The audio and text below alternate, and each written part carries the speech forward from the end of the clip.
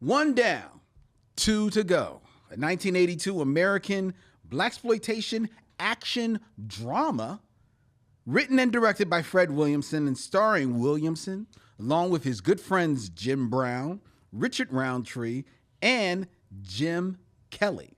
This is, in fact, the third film to star Williamson, Brown, and Kelly, following Three the Hard Way and Take a Hard Ride.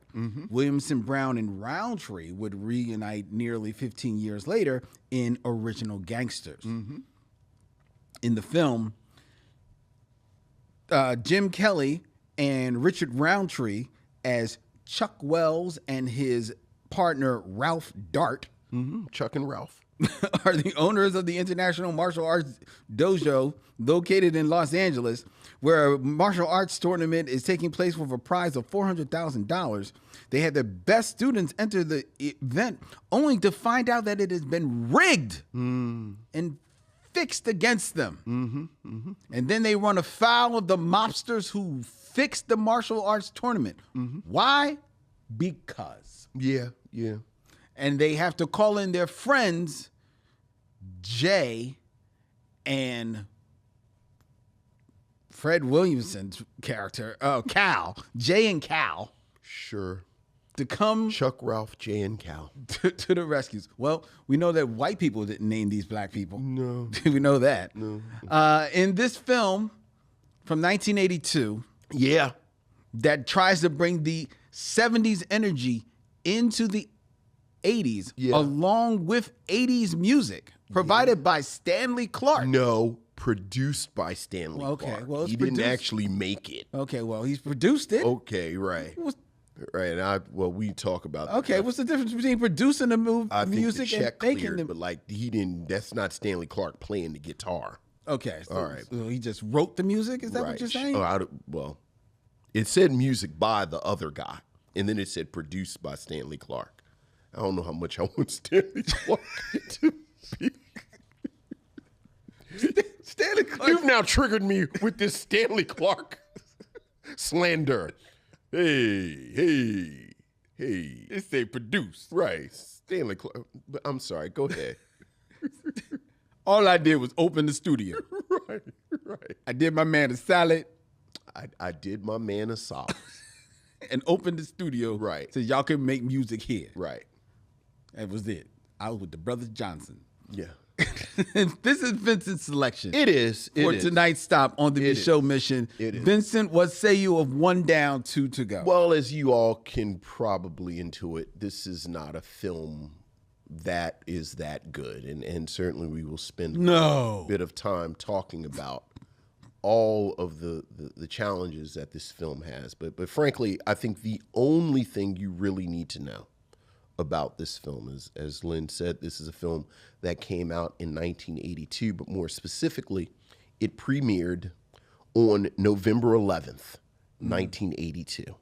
And I think it is very important to include the month and date that this movie appeared, because less than a month later, on December 8th, 1982, 48 Hours came out.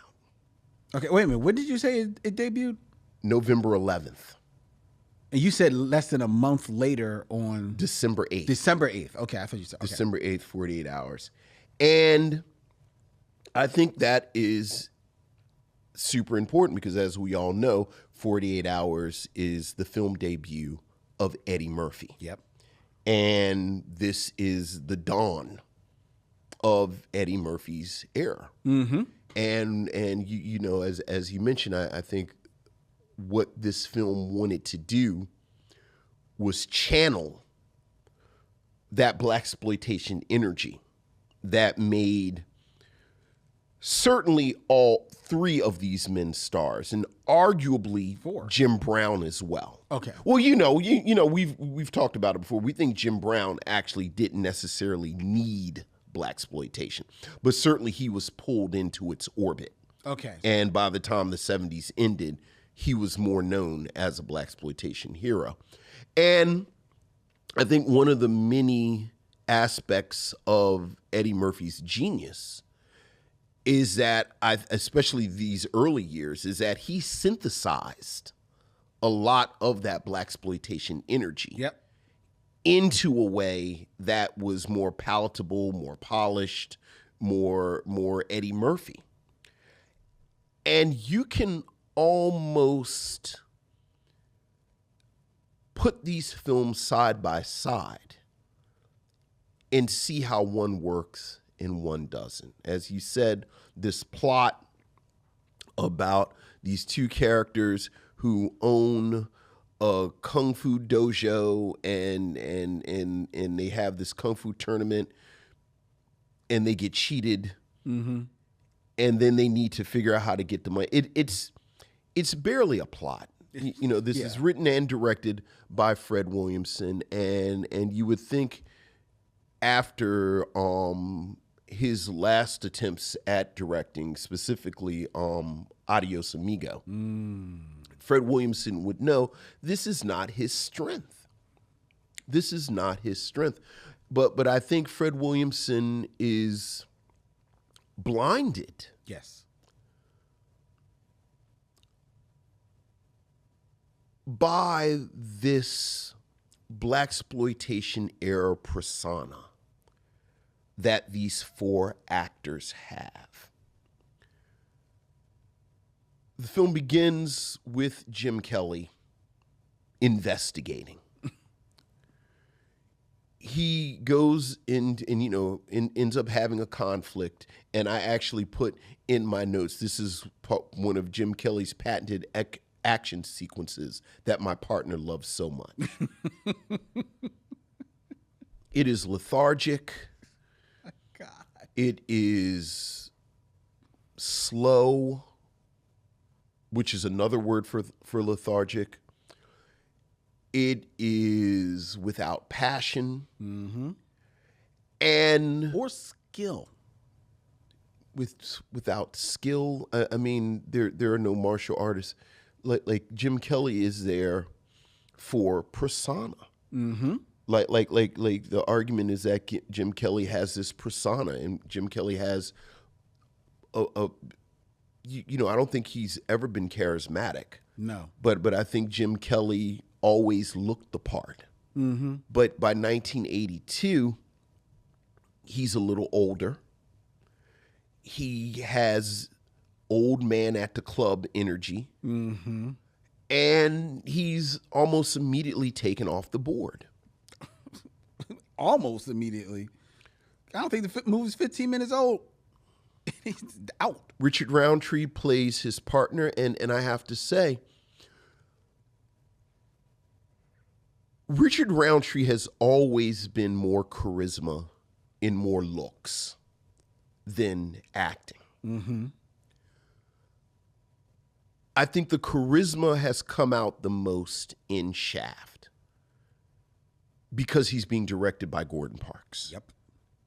And the script of Shaft, and you've got this amazingly nuanced character of Shaft.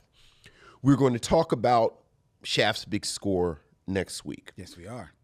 I recall really liking Shaft's big score. I haven't seen it in years, though. And then Shaft in Africa is sort of befuddling. You can tell that the well is running dry. Right. But there's no charisma here at all. Still a good-looking guy. But it's a different energy. I think the appeal of Richard Roundtree in the 70s, he's this young virile man, and there's this energy where here, and I don't know if he's 40 yet, but this is in your 30s, in the 70s, in your 30s. So he comes off as an older man. Yep. He comes off as almost a businessman, and without proper direction, he just walks back and forth.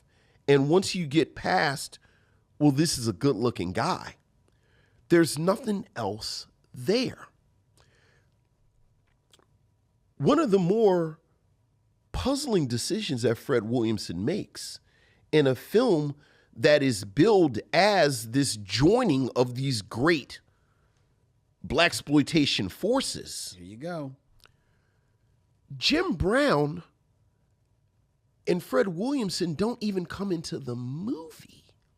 This movie is a little under an hour and a half. It is right at the 40-minute mark before Jim Brown and Fred Williamson even come into the movie. Mm-hmm. And much like Kelly and Roundtree, I think Fred Williamson thinks that their personas, their charisma, their bearing can carry more of the weight of this film than it can in 1982. By 1982, Jim Brown, who has always been a fairly stoic figure, but once again, this sheer power, oftentimes this sexual power, oftentimes just this sheer machismo, that stoic works, especially if it is being directed by a competent director. Jim Brown just seems tired and disengaged. And, you know, you joked about Stanley Clark doing someone a solid.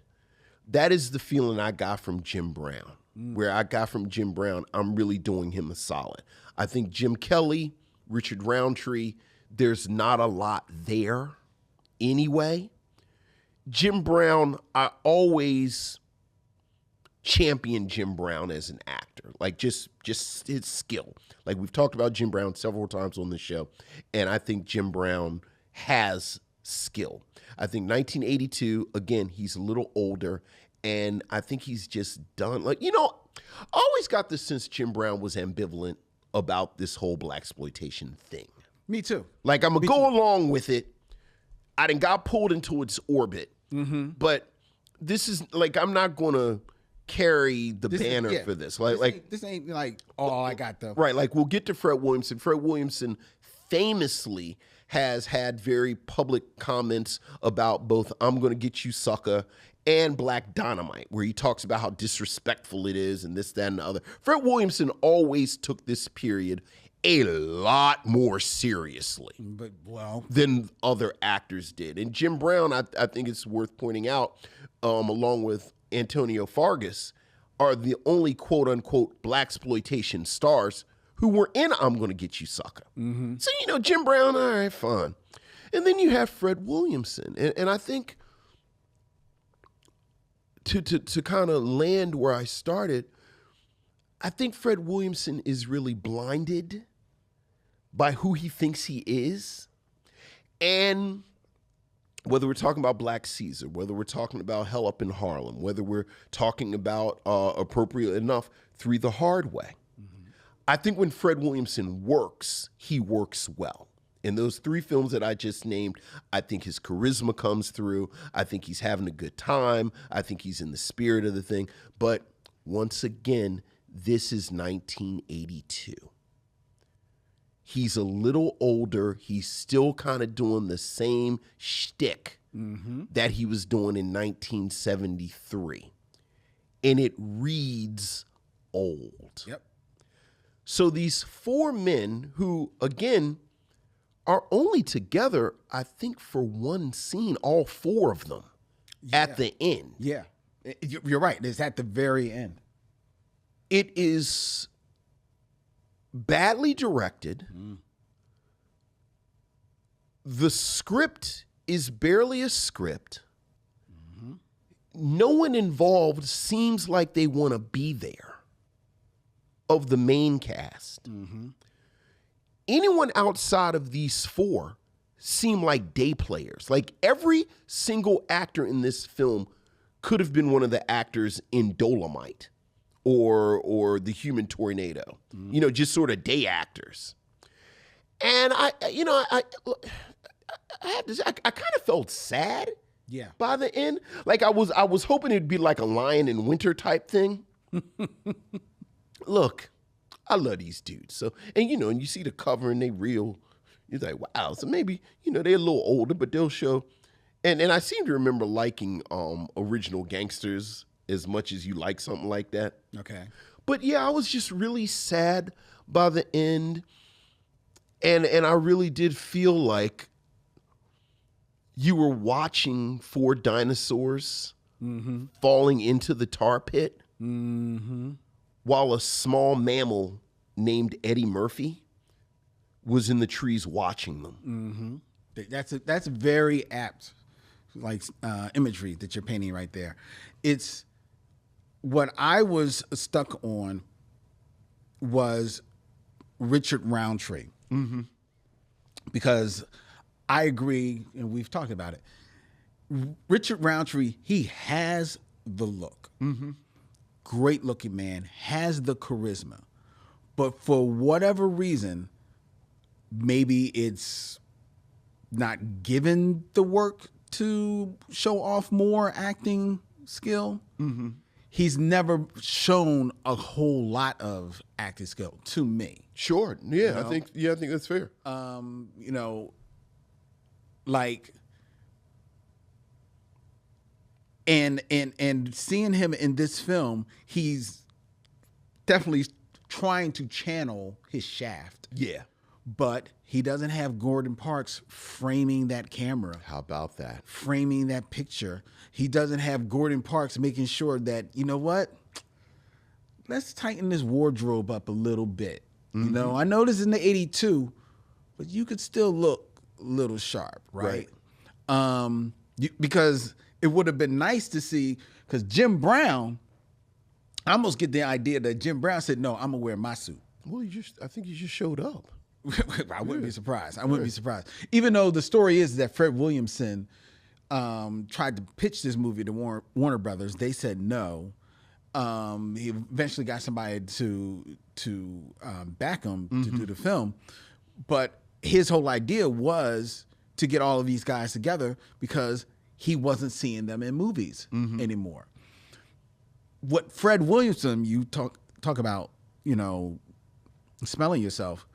What was lost on Fred Williamson is that his star that shined in 1973, in 1974, 75, 76, in the heart of blaxploitation, it's not so much that those films were great pieces of cinema, because none of them really were. But he did have enough of a presence that he looked great on that big screen.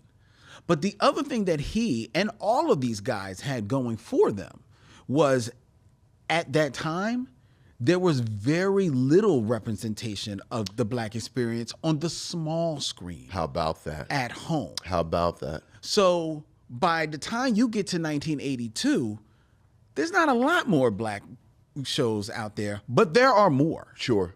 And we're seeing black life being represented more, at least a little bit more fully on the screen, because by then the blaxploitation films have kind of like morphed out of, like, you know, the Man type of movies, and they're more like loosely like the Dolomite films. They're more comedic.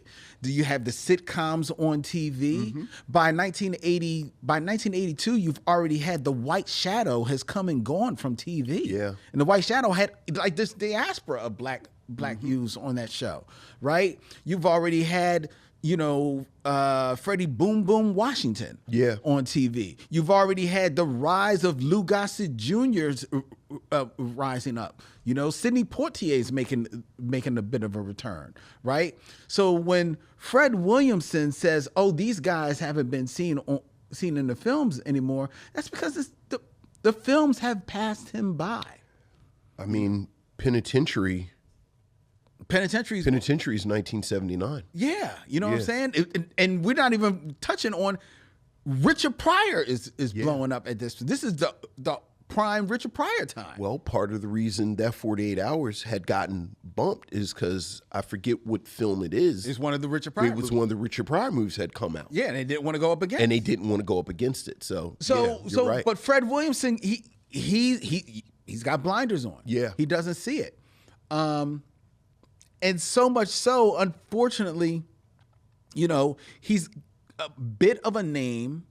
So if he's going to write a movie, he's going to direct it. Okay, we'll give you some money to make it. Go ahead and make your movie. Right. You know, go ahead. You got your guys there, right. and you've got you got your boys there, and you've got Chi-Chi from The Godfather. That's basically who else.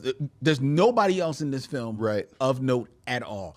Go ahead, Fred. Have fun. Yeah. You know what I mean? And that's basically what he does. And that's why Jim Brown is like, by this point, Richard Roundtree, the person I feel sad for is Richard Roundtree. I feel just like you, Jim Brown is either doing Fred Williamson a solid, or he's doing Jim Kelly and Richard Roundtree a solid, knowing that this film doesn't get made if I'm not at least there as well. Right? So that's why Jim Brown is doing it. Because I feel by then, Jim Brown, he's kind of already moved on. Yeah. He's already had 10,000 things else going on. Absolutely. He's moving more into his activist type of realm. You know, he's trying to rewrite his narrative because, you know, he's got a troubled narrative himself that he's fighting.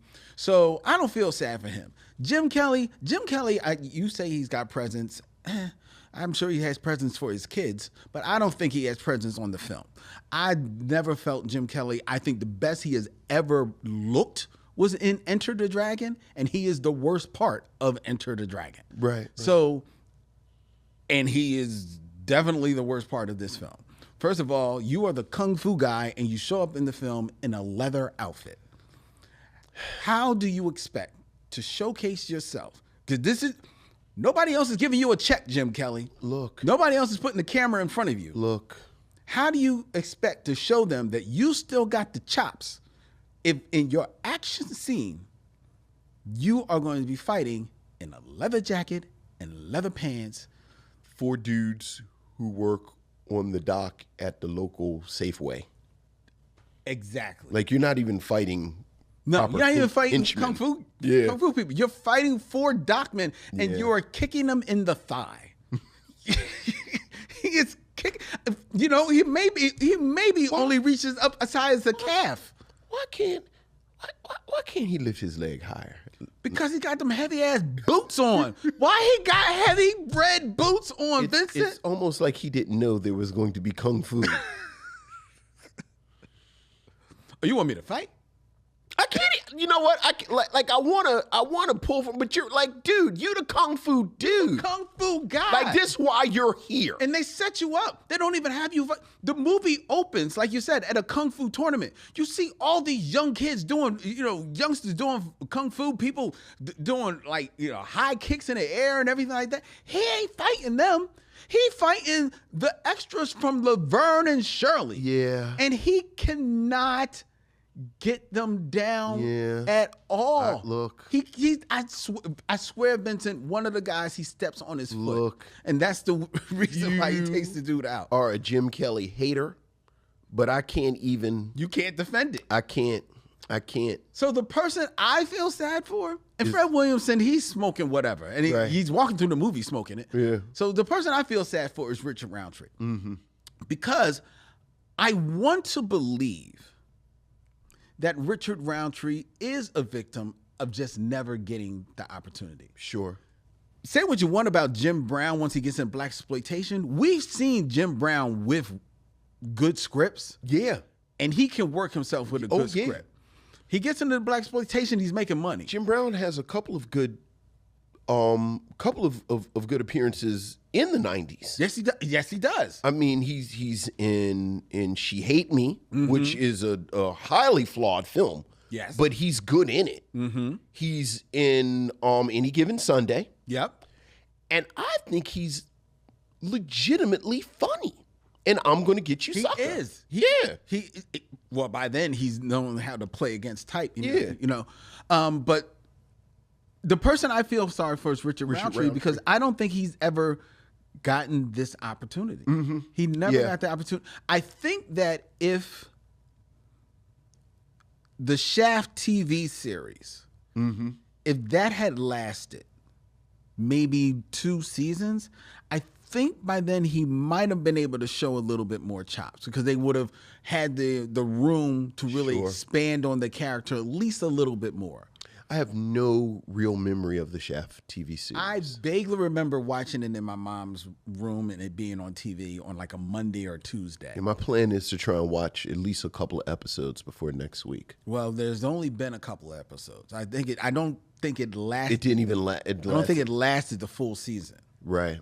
But I think that was his opportunity. And then unfortunately he gets he gets typecast. Yeah. And I don't think he really had the opportunity to show his true worth. Well, I hear you. I think the problem is, and I think you talking about the work that actors are doing on television is a good one. I think once you start moving into the 80s, you've got, now you're going up against a young Blair Underwood. Now you're going up against Michael Cooper. Now you're going up against a young man who I think had a real future in the business named Denzel Washington. Like Howard Rollins.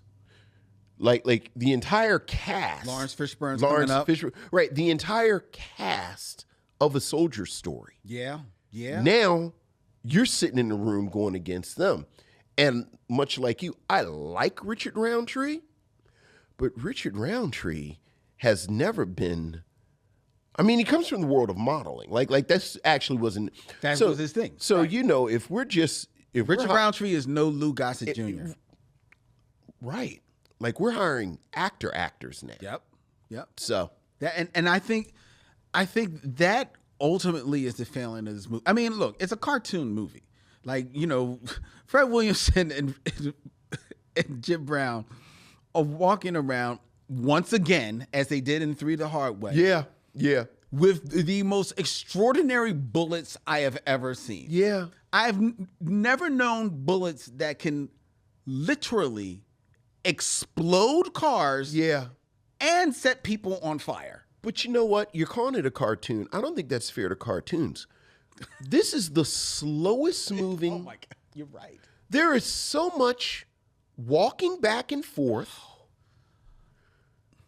characters trying to discover information that as the viewer, we've known for 50 minutes, telephone conversations, filling out of paperwork. Like, I was watching it going, you know what? We all talk about the 5 Deadly Venoms. Yeah. When's the last time you watched the 5 Deadly Venoms? It's been a little bit. It is a surprising amount of people giving scrolls back and forth to each other in the 5 Deadly Venoms. I do remember the last time I watched it, it's like, taking a little longer than I remember. It's a lot of meetings in the 5 Deadly Venoms. I don't remember so many legal pads being involved in the 5. Back and forth. A lot of back and I just came from a meeting. Yes, that's exactly what it is. I just spoke to the High Council, and they gave me this message. And then, like, a dude unfurls a scroll. I'm like, Take this to the council. Right. I've not seen a Venom in 15 minutes. You're right. And I actually put in my notes, this is moving like the 5 Deadly Venoms, and not in a good way.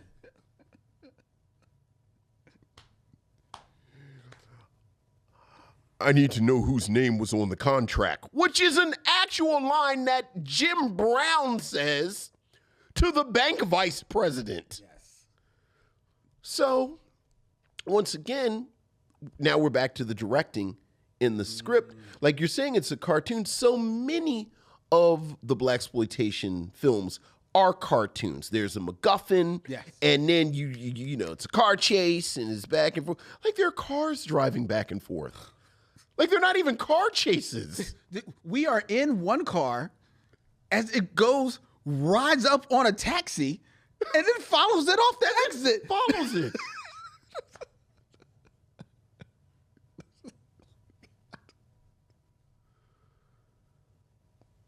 The village ombudsman has a scroll for you, and he unfoils the scroll. Yes. Yeah, it's not good. and it made me sad. It's not a good movie. It's a black film. I mean, it's definitely a black film. You kind of. I've never seen the second film that the three of them made. Oh, you named it. Yeah, not Three the Hard Way. It was Three the Hard Way and A rough ride, a hard ride. Take a Hard Ride. Take a hard ride. Yeah, we'll get to that. Yeah, well, I am kind of curious. Well, now, about this sort of. I'm looking at that film though. Mm-hmm. I'm interested in it a little bit. Okay. Only because it's from '75. Okay. It's listed as a spaghetti western. I was about to say it sounds like a western. And it stars, Fred Williamson, Jim Kelly, and Jim Brown, but also Lee Van Cleef. Okay. I like Lee Van Cleef. Director, writer? Anthony Dawson. Not familiar. Not familiar with the name, but okay.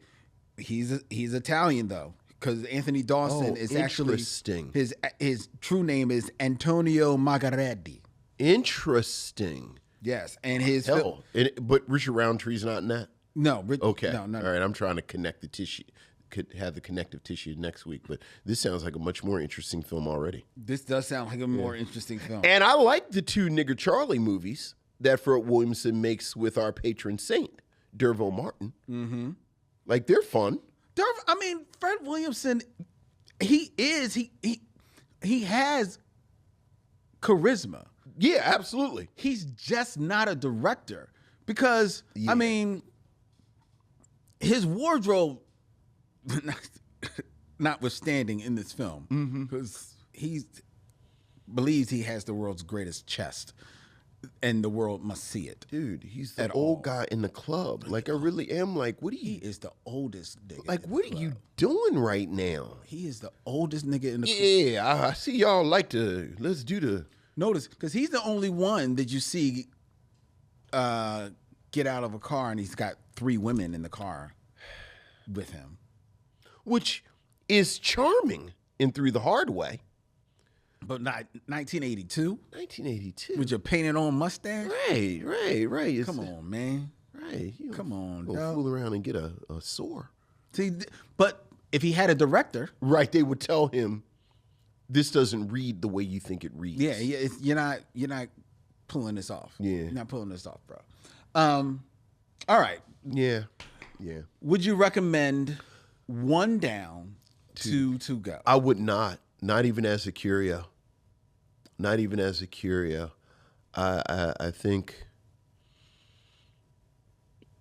think this is an interesting moment, that transitional moment. But I think that there are examples of films that there's more meat on the bone than this. So no, I would not. Me neither. Would not recommend this. Mm-hmm. For all of the reasons that we've put out there, plus this one. There is a scene where Fred Williamson as Cal goes to talk to one of the trainers at the Kung Fu dojo. Right, the dojo, I believe, is what they're called. Right. And he, takes dude down and like, get some information from him with a stick. Yeah, stick. And this big Curly Howard looking dude comes up behind him, scruffs him up by the neck. Like Meatball. I thought it was Meatball for a second. I actually thought it was Butterbean, the boxer. I'm sorry, I meant Butterbean. I thought it was Butterbean. Yeah, I thought, yeah. But he comes, scruffs him up by the neck, and Fred Williamson gets to drop on him with the world's largest gun. Right. Well, second only to Jim Brown's gun. Yeah. And makes him drop him, and Fred Williamson walks out off the scene. After he drops the best line in the movie, though. You may be good at Kung Fu, but I'm good at gun fu. Like, you could tell he was so proud of himself that he wrote that. Yes. Yes. No, I'm going to say that line. Yeah. So then he walks out. Beat later, this little shaggy dog comes sashaying around a corner. Right. sits down and growls at the Curly Howard character. Yeah. We've never seen this dog before in the entire film. Lynn, I paused the film and felt bad. I said, have I paid so little attention that I missed the introduction of the dog? No. But I had not. You had not. Yeah. And you have not seen the dog's best work. Because now that happens in the middle of the film. The dog vanishes from the film. Totally vanishes. No we more don't know dog. where this dog come from. Apparently at the dojo. It's a dojo dog, or perhaps a ghost. Perhaps. Mm-hmm. Cut to the end of the film. End of the film. And our four heroes, for the first time, in share the entire, a scene. I thought maybe somebody didn't like somebody. Jim Kelly can be in the movies, but he can't be in any scenes with me. Right. I don't know. Right. So our four heroes share one scene. It looks like it may be a hospital room. Yeah, I think it's because there are girls outside of their hospital door who trying to get in. Because they're so sexy. Because they're so sexy. They're not trying too hard at all. It's not at all to open the door. It's not a sad moment in the film at all. But the dog returns. Now the dog is back. The dog is back. The dog is back. Why? Because I'm going with this a ghost. Okay. So maybe it's Casper. I've decided because this dog pulls the curtain. Yeah. On the girls. Yeah. So that they can't see into the hospital room. Yeah. Then the dog hops up on a chair. Yeah. And where Fred Williamson gives him one of his cigarellos. Yeah. At this point, Richard Roundtree says something. I can't remember what he said. I don't know. He's trying to talk them into a new case. No, yes. He's talking them into a new case. Yeah. It's like, hey, we just heard from somebody and they've offered us $10 million. Right. At which point the camera cuts to the dog and subtitles say what? I paused the film and talked to the invisible Vincent in my room and said, does this dog have captions? Yeah. That was a choice. that was a choice for the end of the film. That's how the film ends. And now the film is off. Now the film is off. The dog has the last line of the movie. Yeah. Smoking the cigarello. Maybe they thought he was going to spin off into his own thing. Be just like Benji, baby. I don't know if that's what Fred Williamson sounded like when he was pitching this to Saul. I feel like his money man is named Saul. Saul, we going to have a spinoff with the dog. Gonna be just like Benji, baby. Black Benji. Rated R. Yeah, rated R. I can't do my head on Caesar. Yeah. All right. That's one down, two to go. But the dog does not save the film. No. The dog does not save the film. No.